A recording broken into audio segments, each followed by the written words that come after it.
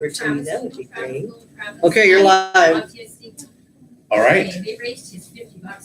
So good afternoon. I am Mark Nelson, and this is live from Longview. Thanks for joining us.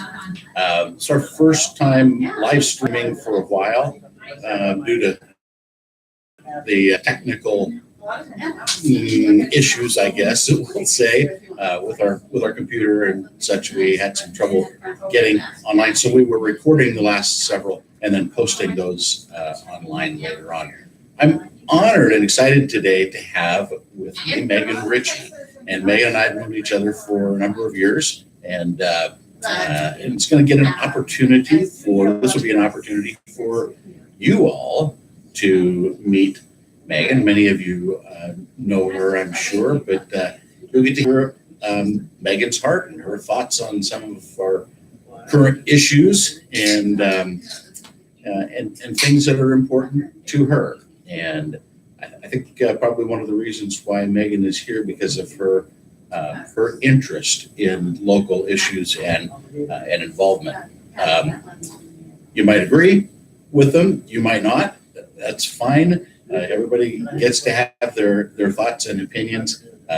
We're especially fortunate and honored tonight to get to hear about Megan, what her thoughts are. So, Megan, welcome. I'm excited to have you here. I'm excited to be here. Thank you, Mark, for having me. You bet. So, start us off with, give us a little bit of who you are. Who the heck are you? Oh my gosh, I'm a strange cookie. You never know what you're gonna get, but I am addictive. You never know. Well, I'm a healer. I'm a retired medical massage therapist, and we moved down here in October of 2014, and my husband and I, my husband Jeffrey came down for his internship for his doctorate in psychology. And so he wound up getting an internship with Northwest Psychological Resources on 11th Avenue. And we, talk about inserting yourself into a new community. And the first day I moved here, my son called me out and hollered to get me outside. And I go out in the backyard, and we had a slough in our backyard. And in the slough was a white crane and a family of otters, and flying above was a mated pair of eagles over on West Side Lagoons over there. Yep. And I was like, what more of a welcome? I'm home.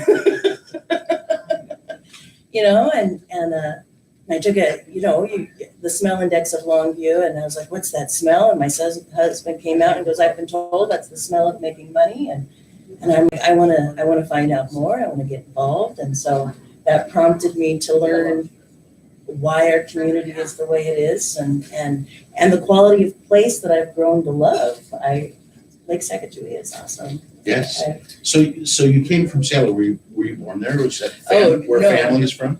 No, I'm from California, Turlock, the groves and almond groves area and apricots and cow farms, and so the country part of California. And then when I was 10, we moved up here. My dad was a dentist when I was younger, and in the 80s, that's when the AIDS epidemic started coming out. And at the time, dentists didn't use gloves. And so he decided to become a chiropractor at that time. And so went back to school, became a chiropractor, came up to Washington for an AYR, a conference, fell in love with how green it was, and moved the whole family up to Federal Way. It's in King County. It's about 45 minutes south of Seattle. And we started to practice there, and he was a chiropractor there. And then my twin sister and I became massage therapists to help out as we grew up. Sure. You grew up in an office. Right. I have to say, one of my stories was when we first moved up here, my dad was really excited about trying salmon fishing.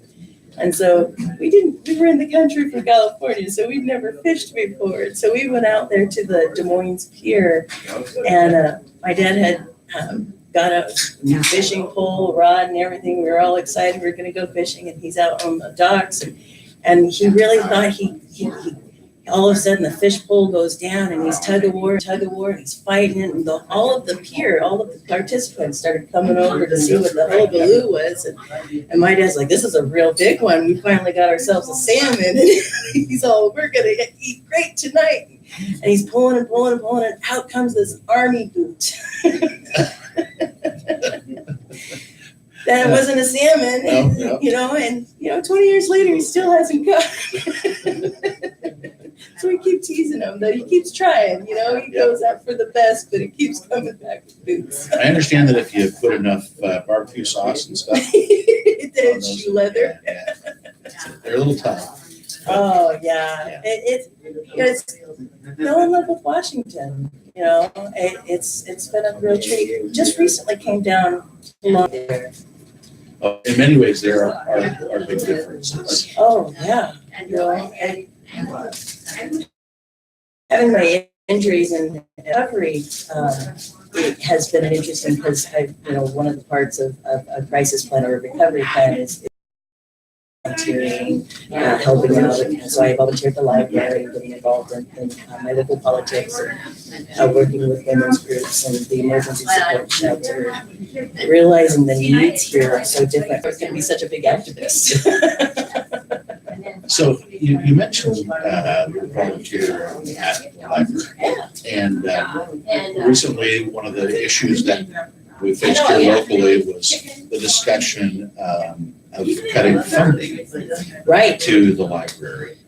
They first voted 50% cutting of the library budget, and they brought it back down. And then they brought it down to 24%, and then the community outcry was still great, and so they reduced it down to like 11.4. I wasn't too thrilled about that.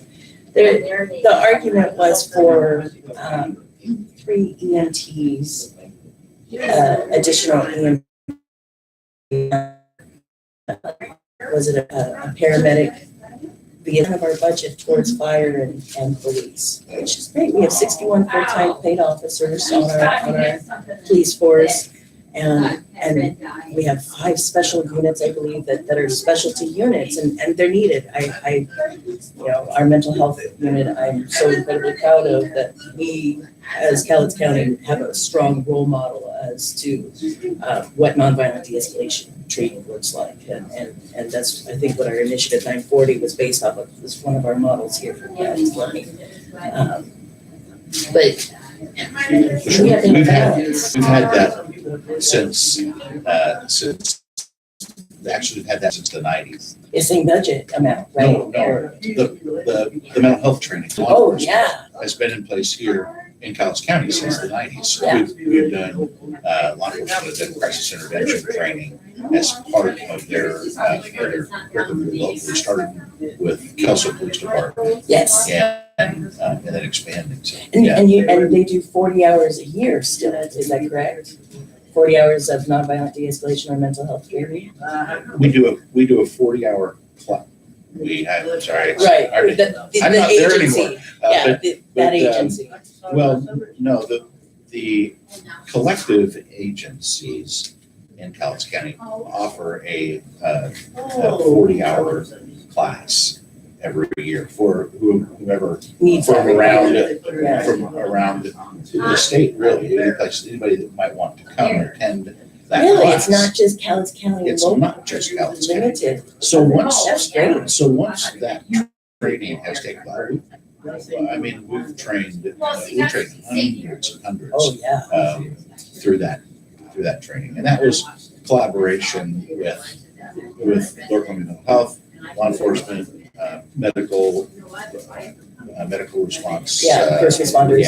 And everybody in the medical field and related. So anyway, It's so exciting that we have that available.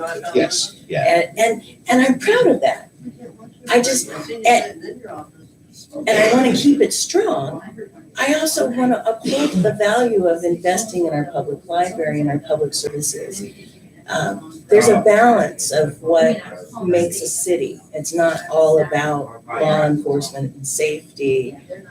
It's about that quality of place and creating environments of places and opportunities of fun and adventures that people can go to, places for our kids to go to, we don't have a whole lot of kid investment areas that they can go safely besides the library. We don't have a roller rink or an ice skating place, or, the movie theater is across town, and our bus system only ends, the last bus is between 6 and 7 at night. And so we are limited on our evening entertainment for people who are bus dependent.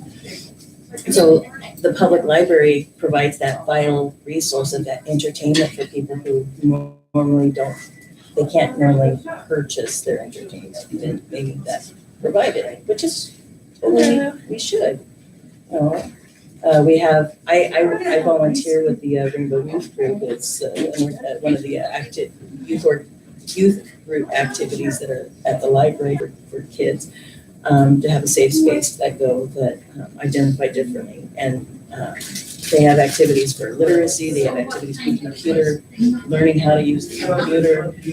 I think they're getting ready to start a business 101 course, and it's all free. And then they provide we're coming into tax season, and every weekend for 2 months, they provide free sort of tax help services there at the library and the auditorium. I'll promote the library all day long, Sure. upside and down. I love the Yeah. library. Yeah. We have an amazing librarian, and I work with the youth directors, and a couple of years ago, we didn't have the youth directors. And I was volunteering with the youth group, and we had a lot of high-risk kids that we were seeing that needed more direction than just a volunteer keeping them out of trouble. We needed to make sure that we had that trained staff, and so I advocated at that time to help get increased budget funding to help get our part-time youth directors to help put together a youth program. And so now 3 days, twice a week, we have Teen Tuesday and we have Monday afternoon, where it's geared specifically for youth entertainment. And then they have other programs that they do for younger kids. And so your grandson's almost ready for reading time. I bet, isn't he? He's like the cute, adorable eating the cheek phase, isn't he? Yeah, he is. He's just coming up on 9 months, so he's just a little, not quite there yet. But Riley's 4, and she's very, very active.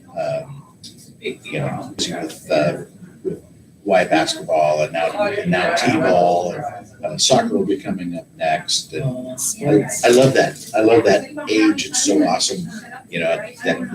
Those little ones. Soccer's my favorite though, because you put the ball out there, and honestly, those little kids at 4 years old, they don't care what direction the ball goes. No, they're just having fun. The goal is to kick the ball. Yeah. That's all it's about. Yeah. You get to kick the ball, you have a If you successful can make game. contact with that ball, you did such a good job. I'm so proud of you. Yes, yeah, that's it. That's right. Yeah. High five, everybody. Go Everybody gets team. excited to take a shot at the basket. I remember telling some young adults going, I'm sorry, I'm the parent generation that wanted to give everybody a participation award. Yeah. I wanted everybody to feel like they all did a good job. Yeah. And oh well, it's good to hear positive affirmations. It changes a person when you hear that you're doing a good job and that you can do it. Everybody goes through those difficult struggles where we have to be held sometimes, and having those